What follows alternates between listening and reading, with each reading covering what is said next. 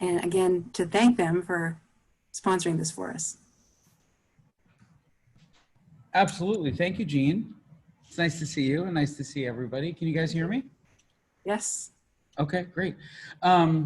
So yeah, wonderful. And we appreciate the opportunity to support the great work that you guys are doing, and professional development feels more important now than ever before with everything changing and having to adapt to new circumstances. So, you know, we're really glad that, you know, that everybody's having the opportunity to take advantage of some of this professional development. And so, you know, Daniel, who's one of our, you know, one of our longest and dearest partners at Drew University, and I are going to talk a little bit about, you know, a little bit about sort of evolving our approach to support the next generation of leaders with a real focus on diversity, equity, and inclusion. And so I'm going to share my screen and let me know when you guys can see that. We'll just jump right in.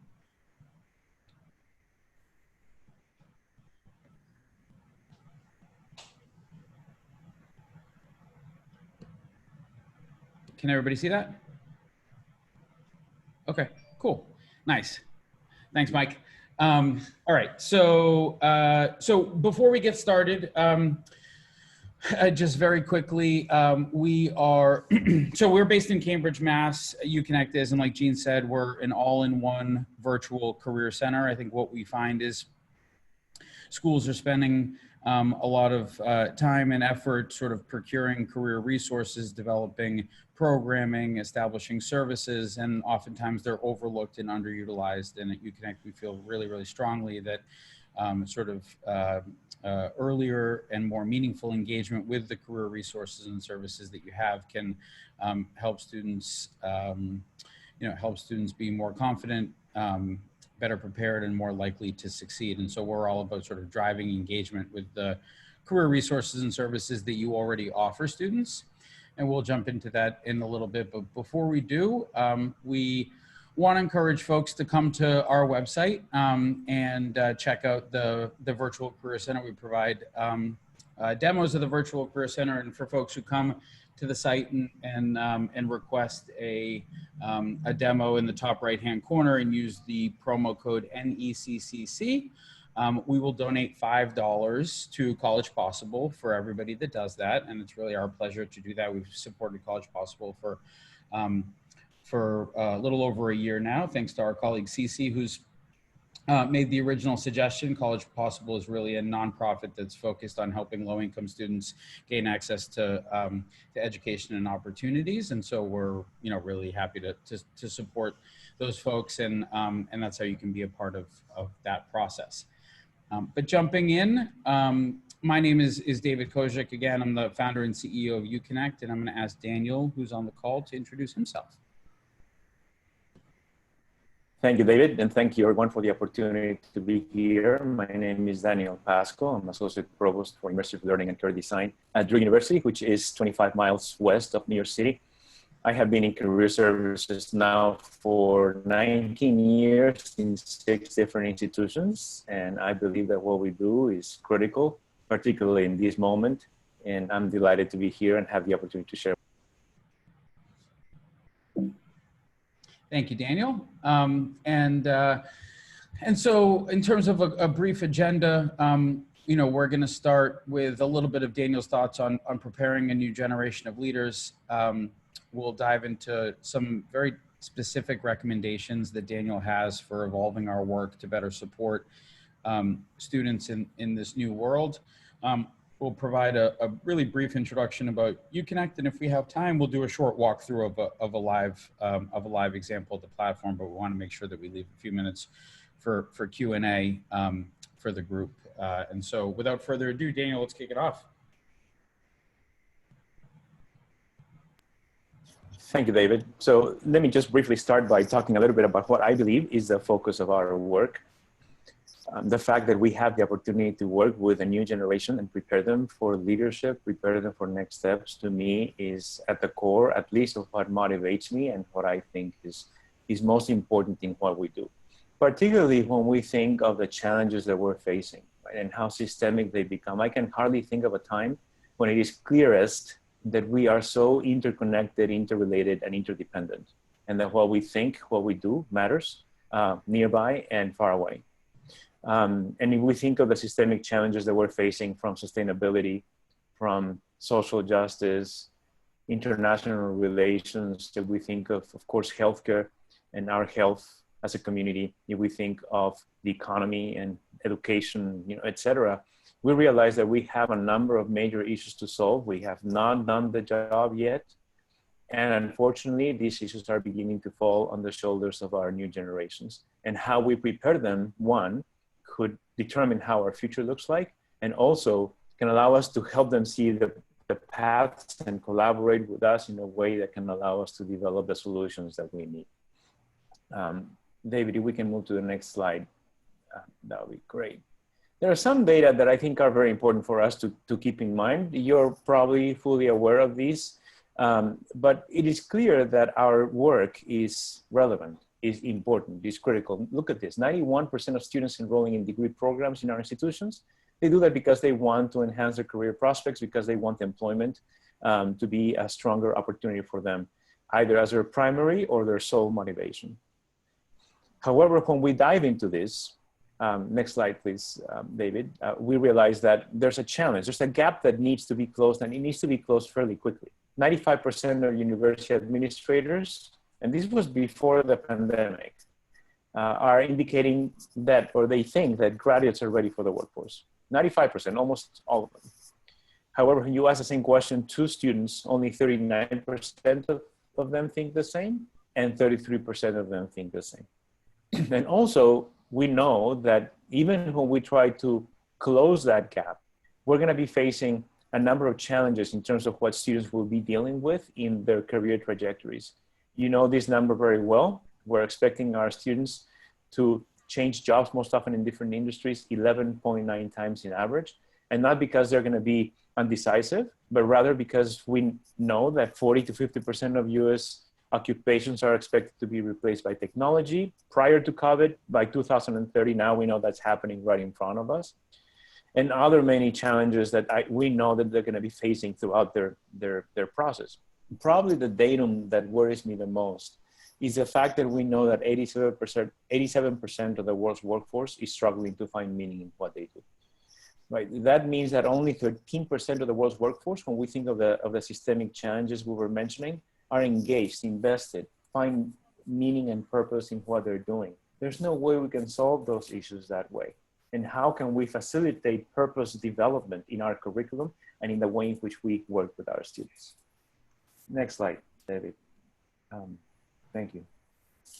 So I argue that we need to do a couple of things. One is we need to diversify our workforce. We're realizing that homogeneous leadership is not necessarily doing the job.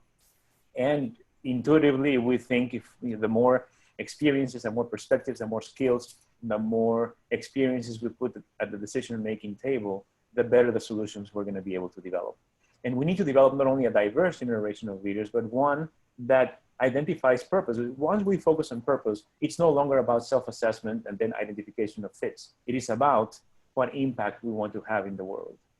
And we also need a new generation of leaders that is diverse and that knows how to focus on equity development wherever they go. We want our new generation to go and disrupt and make a difference and change and help us get to a better reality, whatever community and whatever organization they're involved in. And of course, we want them to be ready and aware of the fact that systemic solutions are necessary for the challenges that we're facing. Next slide. So there are three pieces or concepts that I want us to have in mind. One is, it is no longer the case that we can assume that the preparation of our new generation can be delegated to one particular department or a partner and its partners, a department and its partners, or even just an institution. We need to join efforts with everyone. This is one of the most important societal endeavors in which we're engaging. We're really privileged to be in a field that is at the center of it, but the preparation of our new generation of leaders is critical. I am afraid that my generation and the generations around me might not have a capacity to shift paradigms enough to address the challenges we're facing. But with a new generation, that is different, and we need to join efforts with everyone. We also, of course, need to recruit, retain, and support the critical development of minority identity students. We need to diversify our workforce, and the way for us to do that is to diversify how we support them and not let anyone fall through the cracks. And then also, we need to make sure that when we are preparing our students, we prepare them with purpose, we prepare them to focus on equity and to work on systemic solutions for the challenges we face. Next slide, please. Now, one important premise of the work that we need to do through this perspective is that I strongly believe that it is no longer a time when we can think that we only lead an area of the institution, or that we are managing a center or a department. It is our time to lead. It is our time to be courageous and to be brave, not necessarily to find a place of safety or of siloing ourselves. So how can we assume leadership and advocacy in our institutions? We lead a very important aspect of our institution's mission, and helping them see that and collaborating with them in that way, I think, is critical. Next slide, please. Now, unfortunately, though, I worked in 6 institutions, I've interacted with many more, and it is clear that in most institutions, the path that we offer our students is complicated, right? We fragment ourselves into divisions and departments, and if a student needs to look for an experience, they have a number of different departments in different areas, and if they need a mentor, and if they need information or support, unfortunately, we present to them often a fragmented path that is difficult to understand, doesn't have a lot of logic. It's difficult even sometimes to explain how that breaks down. And we need to do a better job at presenting a seamless front for students to navigate all the opportunities which are wonderful that we're making available to them. And if we look at the next slide, we also see that therefore what ends up happening is that we make available all these fantastic programs and resources. I mean, they're truly incredible to our students. However, we have students who feel confused like this. And the problem to me is, on one end, is how many students are actually accessing this. If they have 2 jobs or their first generation have never thought about this, do they even get to this? But the ones who do get to this, what happens when we get to the 3rd and 4th and 5th and 6th tool or resource or opportunity? Do we lose them, right? Do they get overwhelmed or frustrated, and do they stop their process? And the goodness that we're presenting to them often becomes an obstacle. Next slide. Of course, right now we are in a situation that makes it really challenging for our students. They are facing hybrid, sometimes only virtual environments in a quite of a disappointing way. They are also having way less access to opportunities and experiences and engagement offers that we and our community is making available to them. And also, in addition, if we go to the next slide, David, we realize that it's clear for us that we need to be proactive, right? That this is probably the time when we need to be closest to our students to make sure that we're guiding them, we're offering the support that they need. However, we face this challenge that, like Drew University just went fully virtual the whole fall for the remainder of 2020, right? And so how do we develop that high touch support mechanism for our students in this type of scenario, right? Students are going through that challenge. We are going through that challenge. What can we do about it? Next slide, please. So I propose 3 approaches that I think are critical for our work. The first one is, I cannot think of a time when it's most important for us to offer a comprehensive and integrated digital presence. We need our students, regardful of their uniqueness and their circumstances, to be able to access resources and receive the support that they need and access opportunities and networks and experiences at 1 o'clock in the morning on a Saturday when I am deep asleep, right? But when they might be thinking of this, or when they might have the chance to look at this, how are we strengthening the way in which we're presenting ourselves virtually to our students and online to our students? the way in which we integrate things to help them think the bigger picture and see all the things that they need to be thinking about and how present we are with them, I think is critical. The second piece is that it is no longer time for us to think that we are the subject matter experts and that we can do this on our own, that we do this independently. We need to involve the entire community. Every single constituent on and off campus needs to be part of our army in a way that allows us to move forward and provide students with all the opportunities and all the expertise that they need just in time. And then the third approach that I strongly recommend is that we need to figure out ways in which we leverage 1 and 2 in order to shift the way in which we think of our work. If we are no longer subject matter experts, if we are no longer counselors and the people who are guiding students through their development because circumstances and our new reality doesn't allow for that, then what we need to do is we need to become brokers. We need to shift roles, become brokers of connections, brokers of opportunities, brokers of networks, brokers of mentors, in a way that we are the connectors of students with all the opportunities they need in order to experience, to network, to prepare, and to be ready for their leadership. David, let me pass it on to you. Yeah, awesome. Thank you, Daniel.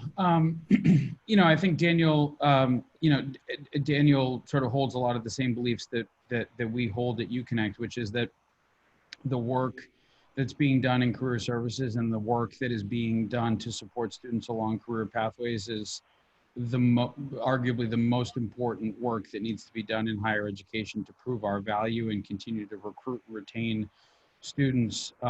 You know, I think it's really unfortunate that it took a global pandemic, but I'm not sure that there's a single college president in the world right now that thinks that they're going to be able to recruit, retain students if career services isn't effective in their mission. And so our goal at Uconnect and working with partners like Daniel is to elevate the work of career services and help scale its impact on career pathways and career outcomes for all students, regardless of their background, regardless of their interests, and regardless of their goals.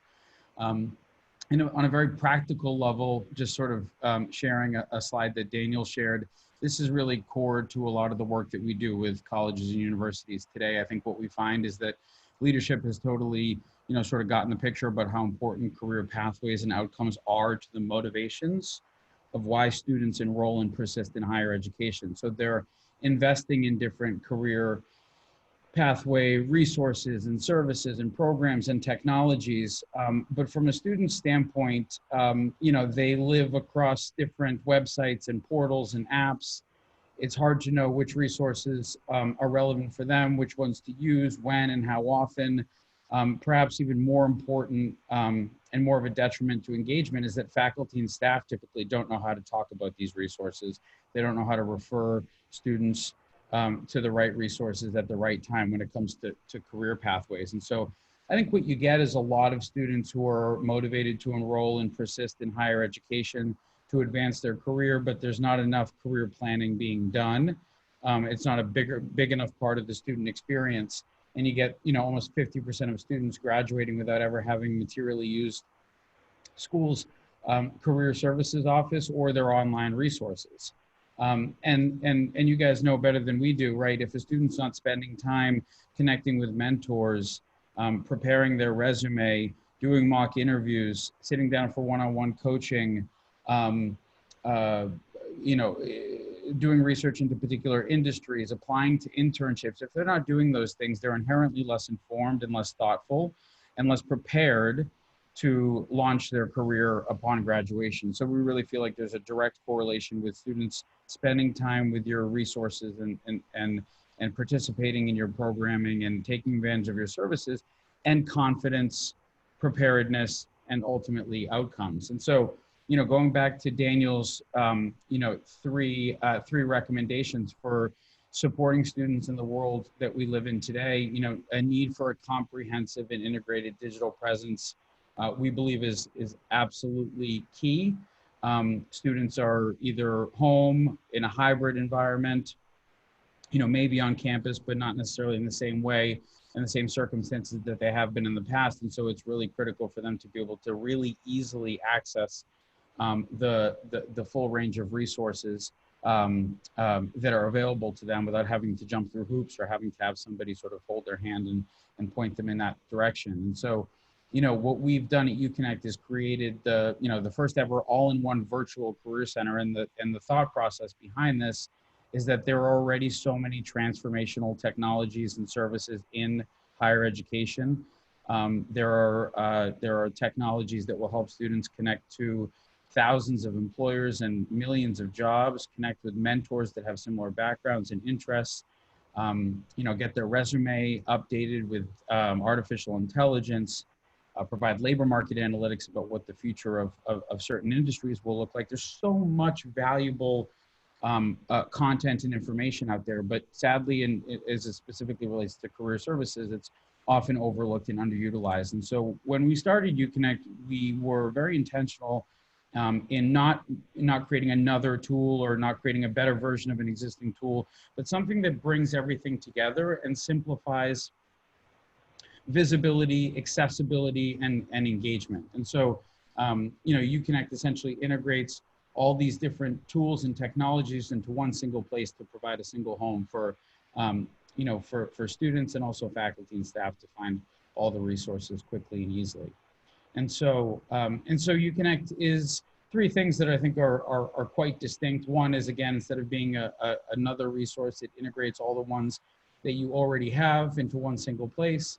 It's open and accessible, right? So you can access it with a web browser or mobile browser. You don't need to download an app or have passwords or fill out a profile, register, get approved, anything like that, right? The goal is to have all this information at the fingertips of everybody that supports students every day. So it's not only students themselves, but it's faculty, staff, parents are bigger influencers right now than ever before when students are home, alumni, employers, everybody who cares intensely about the work that you're doing. They shouldn't have to go through 5, 6 different applications or tools or websites to find all the information that you have. They shouldn't have to register for things, create profiles and passwords. It should be really, really easy for them to find this information. And so it's open and accessible to anybody who has access to the internet. And then it's natively branded, right? A lot of these tools are third-party brands that mean a lot to the people that, do thoughtful evaluation and, procure the right resources based on what their students need.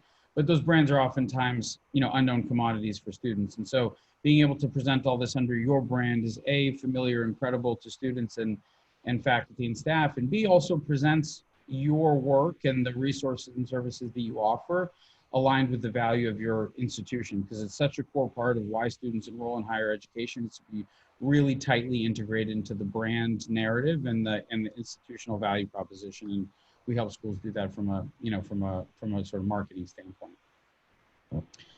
Second to Daniel's point is the need for systemic community involvement. He mentioned, the sort of shift from being the provider to the broker. There's so many different industries, so many different types of jobs, specialties, that it's impossible to sort of keep up with everything and sort of be the person that guides students into all these different, all these different career paths. And so not only on a sort of, volume level, if you're 3, 5, 8, 10 people supporting 10,000 students, there's no way that you can even just meet with those students, provide the special, the special expertise and support that student needs. And so, what we really advocate for is this shift from being the provider to being a facilitator and sort of, putting all of your resources out there and organizing resources for students and connecting them with, whether it's a job board or a mentor or a faculty member who uniquely understands the future of the transportation industry, connecting them with the experts and connecting them with the resources and opportunities is a far more achievable and a far more scalable approach than having to sort of fight the fact that you might be in a position to to need to provide all those resources, right? So we think about setting up all of these resources in a way that anybody can access them, and then pointing students in the right direction so they can leverage all of the great information and expertise that lives in your ecosystem. And because Uconnect doesn't require you to download anything or authenticate or have a password or a profile or anything like that, enrollment can talk about first destination data, peer advisors can refer career resources, parents can look at the internships and jobs that are available and help guide students, and so on and so forth. And so if you have all these people who are out there evangelizing your resources in their daily interactions, it's an incredible model for scaling the work that you do and making sure that more students are aware of them and taking advantage of it. And then lastly, number 3 is the need for inclusive and equitable student engagement.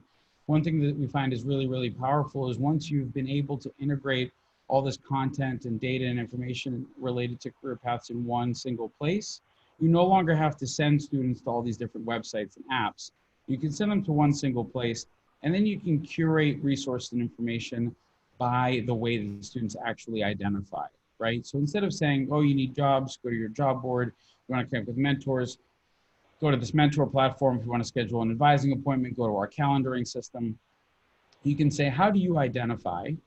And then they can see a wide range of resources and information related to that topic. So schools are creating these digital career communities, which can be aligned to an academic program or a major like marketing or computer science.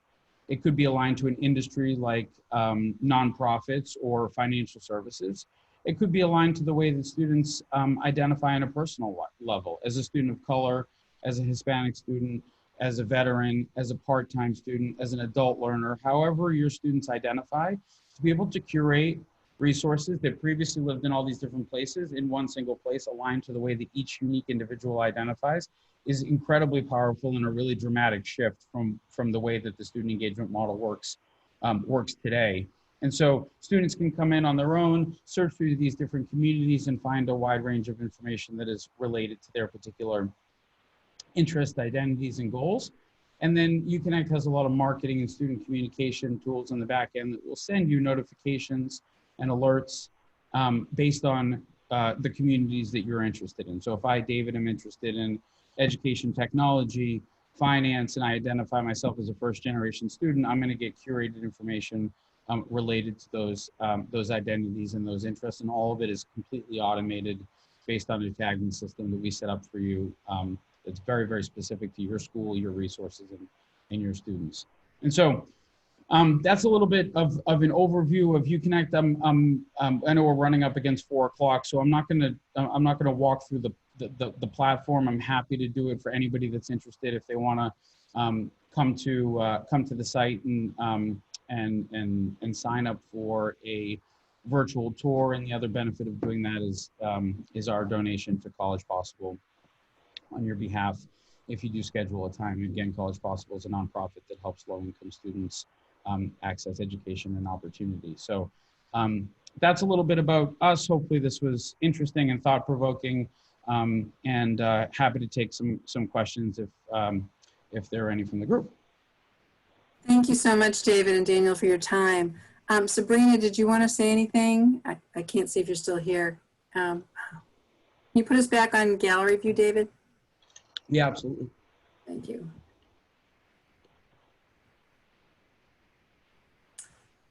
Oops. Great.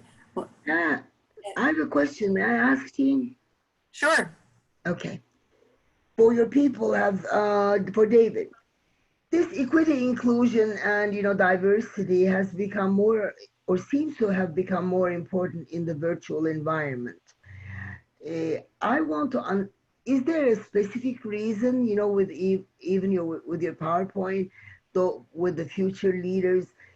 How do you see the future coming and those factors becoming more important? On a one-to-one basis, I thought we needed that more to embrace one another, but on this virtual environment, why do you think that became a very top priority?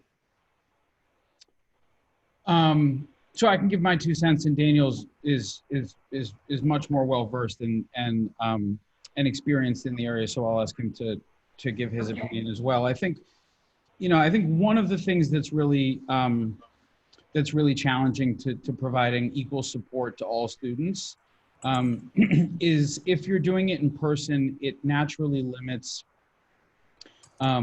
students who have more challenging circumstances. So if a student is a low-income student who has to work part-time and has to go to class and then run to work, that person doesn't have the same privilege to be able to, casually walk around campus and then drop by the career center, right? So that's one example of many where I think investing in digital experiences is able to sort of equal the playing field, right? If you're an adult learner who has children and you can only access career services after those children have gone to bed and it's 9 o'clock at night, one-on-one coaching is not going to do much for you, right? And so I think we in a lot of ways think about digital and virtual and investing in virtual experience, investing in virtual instruction as a way to provide equal access to all students, regardless of their circumstances. But Daniel, please add or edit anything that I said. Yeah, I think that one of the key elements here is to think of the question of access, because I so strongly believe that we must do whatever we can to diversify our new generation of leaders, right, by developing equity in the terrain they are navigating in order to help them access the resources, support, experiences. Okay. Now you have someone who's working, you have someone who's first generation, then there's already off the bat a problem with access, right? And a problem with resources. Their capital is not as developed as some other students. So that to me, the other side of it is that, I mean, it is clear to me that different students have different ways of engaging with the opportunities, right? Depending on the circumstances and depending on the backgrounds and depending on the realities they live, we want to make ourselves available in a way that allows them to do it at their own time, in their own place, at their own pace, right? Because we know everybody learns differently, let alone if we're truly focusing on diversity, like everybody needs a different approach. And the fact that someone can find the content and the networks and the experiences in a way that's more not only accessible, but digestible and interactive in a way that makes them feel safe and comfortable and begin to think of their potential. One great thing I think Uconnect does, or the concept of integration, because they're experts at integrating systems, like in Launchpad, our website for our launch approach at Drew, we have integrated 6 systems into the platform, right? So when we send, let's say, a student to the first generation or the ethnic and racial heritage community or the gender and sexuality community, they might have gone there because they thought, I need an internship. But then next to internships, they see mentors ready to engage with them because they identify with them. And next to that, they see success stories. And next to that, they see student organizations. And next to that, they see study abroad.